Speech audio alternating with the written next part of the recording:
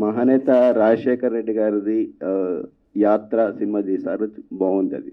So జననేత అని చెప్పుకునే జగన్ గారి గురించి వస్తే ఆయన మీద కేసులు, ప్రతి ఫ్రైడే ఒక కోర్టుకు వెళ్లాల్సిన పరిస్థితి ఉన్న నేతను గ్లోరిఫై చేసి సినిమా తీయడం ఎంతవరకు సబబు? గ్లోరిఫై అనేది ఏం లేదండి. ఇప్పుడు మీరు సినిమా ఇంకా చూడలేదు, నేను ప్రశ్న అనుకున్నా నేను మీకు చూపిస్తున్నాను.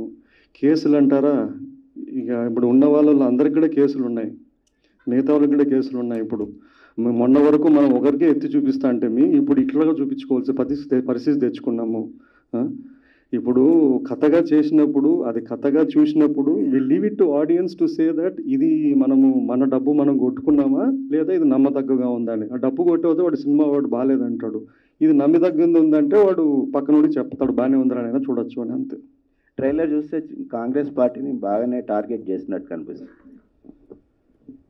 టార్గెట్ అనేది ఏమి ఉండదండి. ఇప్పుడు ఆయన జీవితంలో కొన్ని జరిగాయి, ఎవరినో ఒకరిని ఎదిరించినాడు, తిరిగాడు, ఓ పార్టీలోంచి బయటకు వచ్చినాడు, ఆ పార్టీని ఇంకో పార్టీ పెట్టుకున్నాడు. ఆయనకు అక్కడ ఉన్న సర్కమ్స్టాన్సెస్, అక్కడ ఉన్న కాన్ఫ్లిక్ట్ తగ్గట్టుగా అక్కడ సీన్స్ ఉంటాయండి, అంతే అండి. అంతేగాని దాంట్లో ఎవరో విలను హీరో అది ఏమి ఉండదండి.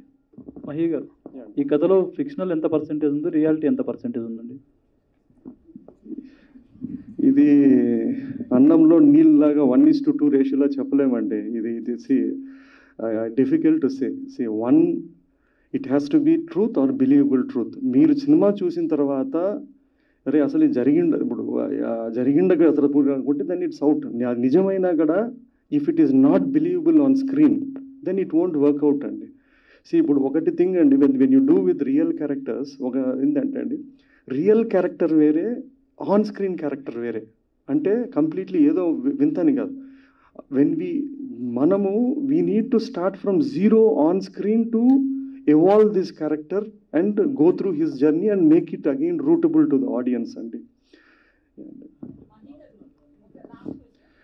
రాసుకున్నా అండి, it is there is no one.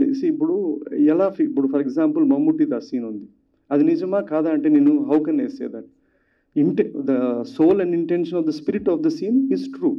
కానీ నేను దాన్ని సినిమా రూపంగా చెప్పుతున్నకు ఆ డైలాగు, ఆ డ్రామటైజేషను ఇవన్నీ ఉంటుందండి. అట్లా దట్స్ ఇట్.